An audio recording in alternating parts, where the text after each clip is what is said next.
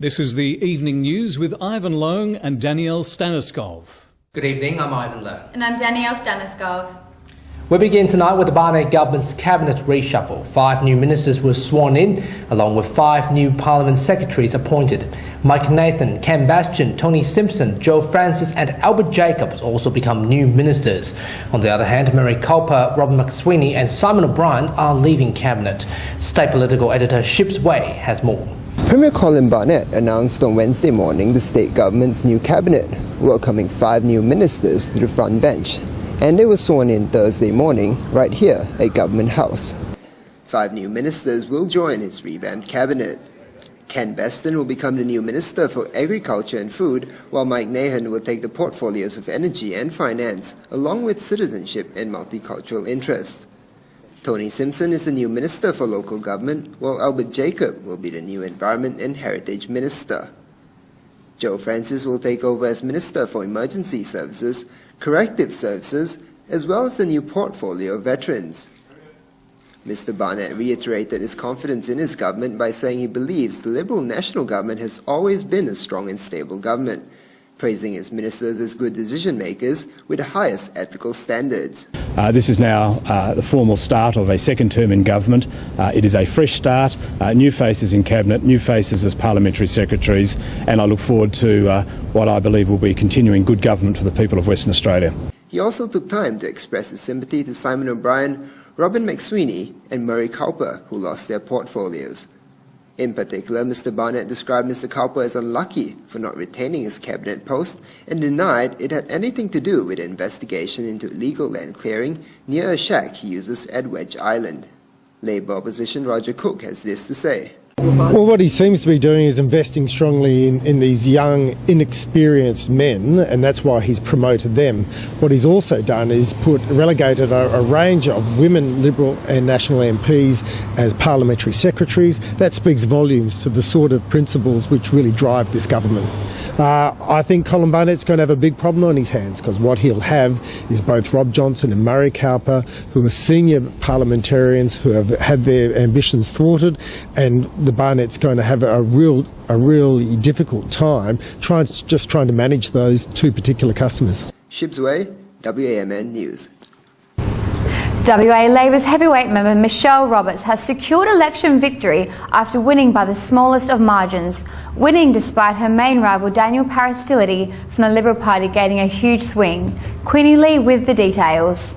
After Ms. Roberts won the WA state's election, she expressed that it has been a nerve-wracking experience and the result took her by surprise.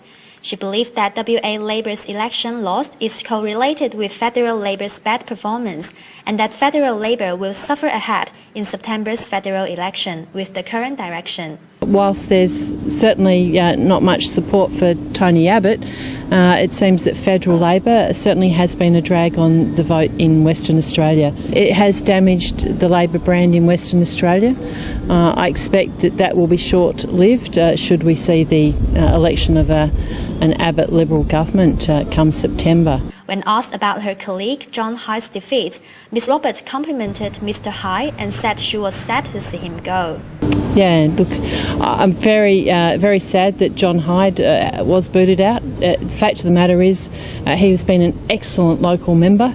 When asked if Metronet was a game changer for Labor, Ms. Roberts said examinations needed to be carried out, but gave positive examples in certain electorates, like Forestfield. Look, I think Metronet was certainly a positive. There'll probably need to be greater analysis for us to actually know whether it was a vote changer. I think in those areas that Metronet benefited the most probably helped stem the swing there. Queenie Lee, WAMN News. Whether you are into politics or not, you have to accept that this year's state election results were neck to neck in some seats, no doubtly aided by the unpopularity of Prime Minister Julie Gillard, causing an overwhelming swing of support against the WA Labor Party. In order to understand the negative impact of the Gillard effect, I've spoken to the member for Willagee, Peter Tinley, from the Labor Party. Peter Tinley, welcome to the programme. Thank you. Now, first, congratulations that you won the seat of Willagee. Thank you. Given this still a tough fight. Yes, there was no easy seat in this election. What was quite clear is that the Liberal Party had an enormous amount of money. We estimate as much as $4 or $5 million to spend on this campaign, not to mention what each individual campaign may have raised.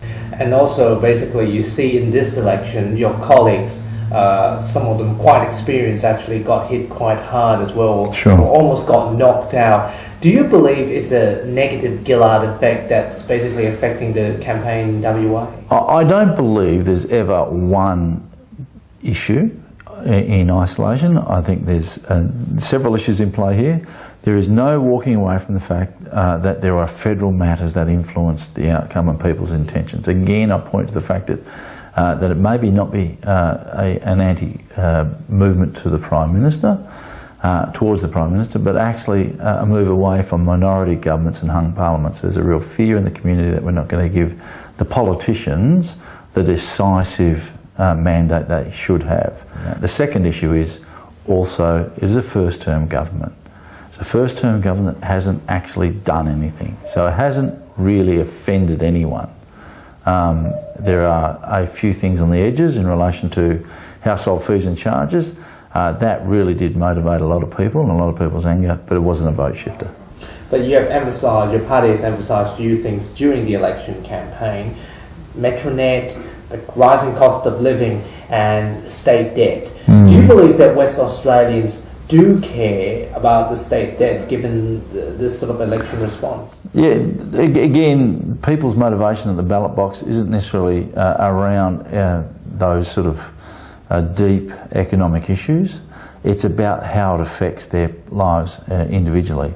Yes, they're concerned about congestion on the roads and congestion on the trains, the increase in power, but it clearly wasn't a motivator. It clearly wasn't. We ran a good campaign. Mark McGowan ran a very good campaign and is a very good leader.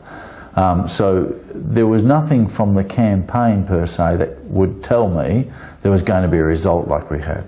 But you have to admit that your party have fought quite hard, and it's actually quite lucky to retain that amount of seats despite the tide has turned against you and Labor Party too. Well, one thing we have to do is respect the decision of the electorate. They have made a choice here. They've given this Premier a very clear mandate to deliver on what he said he would deliver in this campaign. Our job now as an opposition, regardless of our size, is to hold the government accountable to the promises they made to the people in Australia. And in 2017, they'll get to make another decision. Peter Tinley, thanks for your time. I appreciate it. Thanks, Ivan. Hundreds of Transperth commuters were stranded in the heat last week after their train broke down just 50 metres away from the East Perth train station. As the temperature rose, many commuters left the train and walked onto the railway reserve area, despite the transit guards telling them not to do so. David Hines from the Public Transport Authority believes that the train services could resume more quickly if the passengers remained on the train. We could have actually pushed the train, and the thing about it was when it broke down it was only about 50 metres from a platform.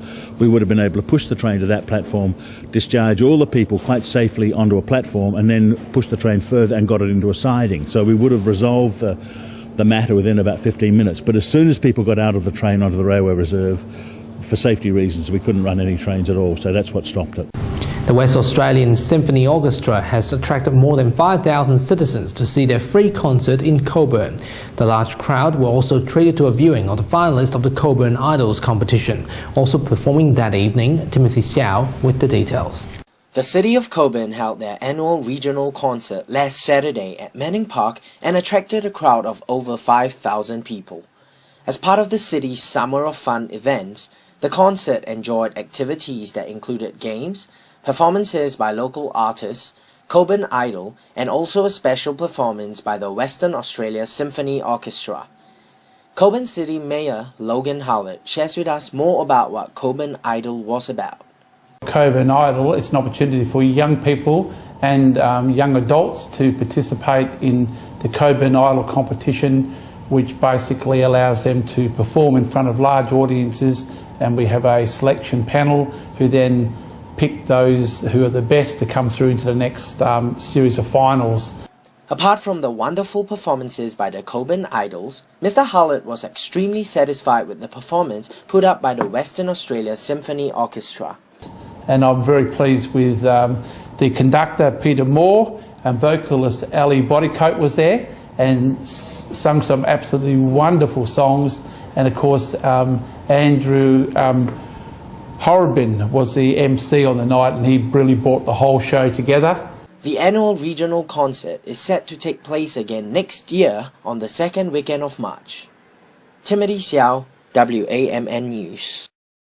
To Asian News now, and in Hong Kong, the Journalists Association has staged a protest after Hong Kong journalists were allegedly beaten up in China.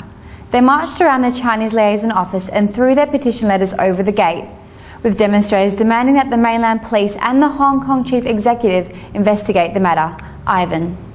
Thanks, Danny. A public forum held by the Transport and Housing Bureau has discussed the future of Hong Kong's rail infrastructure. The discussion includes 5 new proposed underground train lines in the city. The forum regarding Hong Kong's rail developments were launched by the government recently, with Assistant Secretary of Transport attending the forum to listen to public opinions. Various future rail plans, including the North Island Line, South Island Ring Underground Line, and much more, were discussed with the public.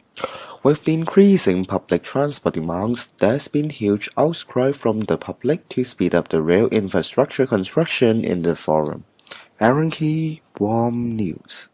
To sport now, and Bayswater City has come from behind to defeat Perth Soccer Club 2-1 in the pick of all the Flag State League matches this weekend. Christian Dwyer has more.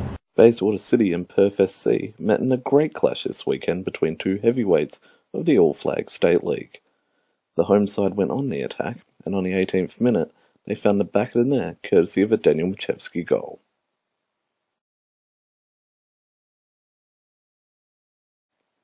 Both sides went into the break in front of a bumper crowd, with a chance of the win, and Gustavo Marilunda equalled it all up with a goal on 71 minutes. Just 6 minutes later, and Brian Farrell made it 2 for the visitors to snatch 3 points and send home some very happy Bayswater fans. Christian Dwyer, WAMN News. An exciting weekend of football there, isn't it, Daniel? And that's how the world looks tonight. I have updates for you later. Don't forget to check out our website for the latest news. Good evening. Good night.